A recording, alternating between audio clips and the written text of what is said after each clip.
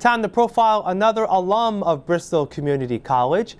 This month, we talked to a New Bedford City Councilor who realized she needed to return to school to better handle her role as a public servant. I'm Debora Coelho, and I'm a BCC graduate of 2009, and I am also City Councilor at Large for New Bedford.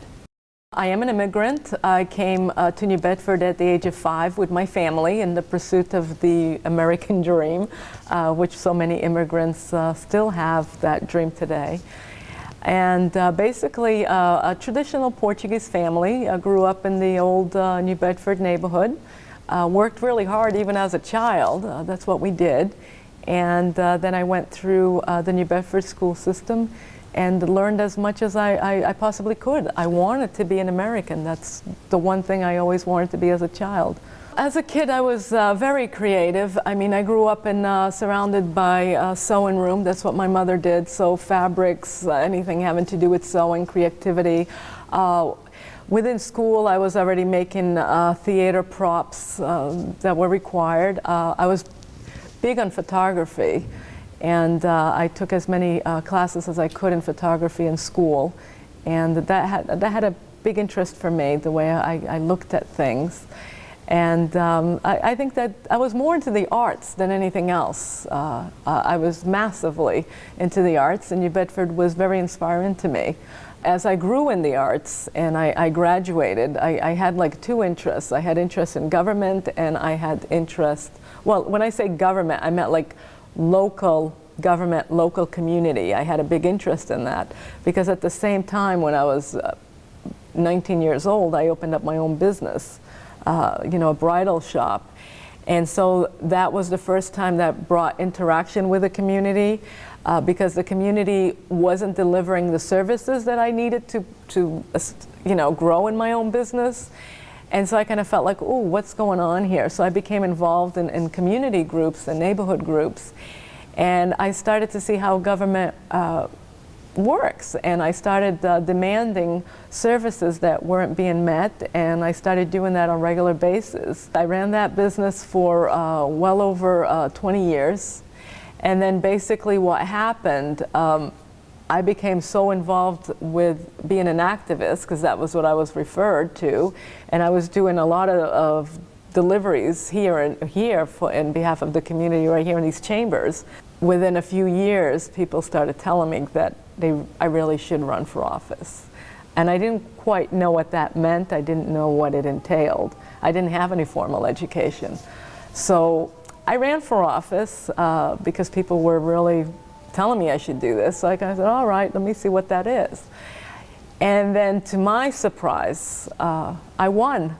I had everything that brought me here. But once you're here, this is about policy. This is about creating ordinances.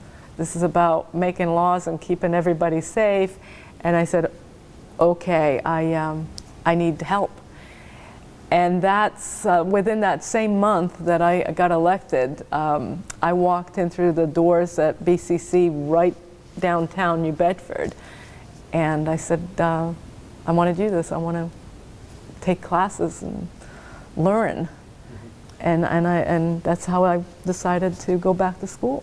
Because I had lived such a sheltered life in the city of New Bedford, I basically had not left New Bedford. I worked out of the house, because that's where I had the home business.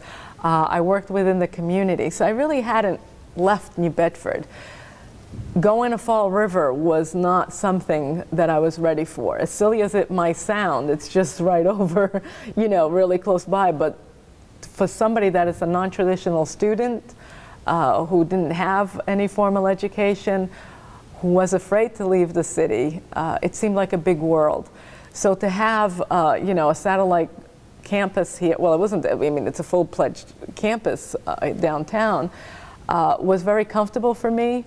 And I try to take most of my classes there within like the first year. And then I started venturing out to the campus in Fall River, and I felt confident and like, okay, I know what this is now. I did graduate with honors. I was pretty excited about that. And I was encouraged by some of my professors to move on. I thought that would, I would get my 2-year degree and I'd be happy. But I felt I needed more, so I did transfer, which was great because BCC allows you to transfer all your credits. And I moved on to Bridgewater, and I majored in both communications and political science. I have an interesting personal life. I'm very non-traditional as far as being, Portuguese. I didn't quite turn out to be a Portuguese housewife with children. I am married. My husband's very supportive of my education, my career.